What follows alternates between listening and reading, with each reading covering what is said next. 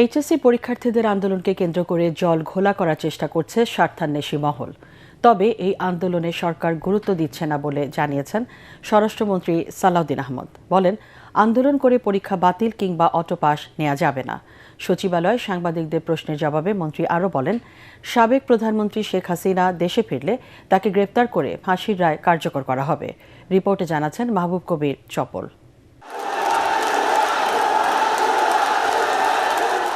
এটা 2025 সালের 22 জুলাইয়ের চিত্র। পরীক্ষা বাতিলের দাবিতে সচিবালয়ে ঢুকে পড়ে এইচএসসির শিক্ষার্থীরা। ঠিক এক বছর পর আবারও রাজপথে এবারের এইচএসসির পরীক্ষার্থীরা। আমাদের একটা সুস্থ শিক্ষামন্ত্রীর দরকার। দুর্যোগপূর্ণ আবহাওয়ায় পরীক্ষা নেওয়ার প্রতিবাদ ও শিক্ষামন্ত্রীর পদত্যাগের দাবিতে আন্দোলনে তারা। শিক্ষামন্ত্রী দুঃখ প্রকাশের পরও আন্দোলন চালিয়ে যাওয়ার পেছনে কারো স্বার্থ থাকতে পারে বলে মনে করছেন স্বরাষ্ট্রমন্ত্রী। সরকারকে বিব্রত করতে চায় এরকম কিছু মহল তো আছেই। তারা বিভিন্ন ইস্যুতে নিজেদের পরিচয় গোপন করে এখানে একটা ঘোলা পানিতে মাছ শিকারের ব্যবস্থা করতে চায়।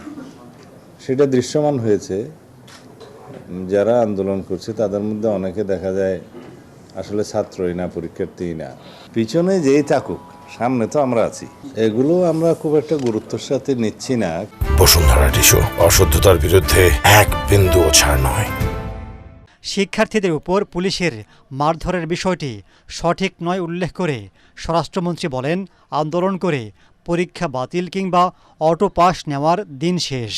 ইন্টারিম গভর্নমেন্টের সময় দেখা গিয়েছে যে সচিবালয়ে ঢুকে গিয়ে পরীক্ষা স্থগিত করা বা বিনা পরীক্ষায় পাশের ঘোষণা নেওয়া, এই সমস্ত একটা অপকালচার তখন দেখা গিয়েছে, যার কারণে তারা এখনও সেই টেন্ডেন্সিটা বহাল রেখেছে। তবে তাতে করে আমরা শিক্ষার মান ক্ষুণ্ণ হোক এরকম কোনো বিষয়ে আমরা অ্যালাউ করব না।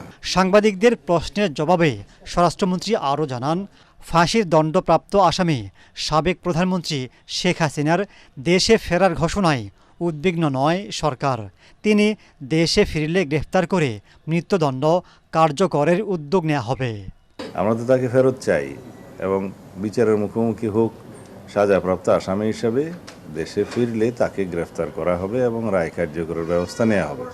যদি আপিল করার কোনো সুযোগ থাকে সেটা আইন আদালত বুঝবে, তখন আপিলের সুযোগ থাকলে আপিল হবে।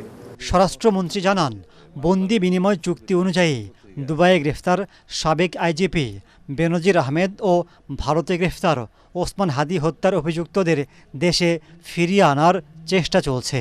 আমরা দেশে ফিরিয়ে নিয়ে আসার জন্য আমাদের যা কিছু করণীয় আইনানুগভাবে সব কিছু আমরা সম্পন্ন করেছি। তিনি জানান, ডিএনএ টেস্টের মাধ্যমে প্রমাণিত হলে জুলাই শহীদদের সংখ্যা বাড়বে, আর ভুয়া প্রমাণিত হলে তালিকা থেকে বাদ দেয়া হবে। আমরা তদন্ত করে অবশ্যই সেটা।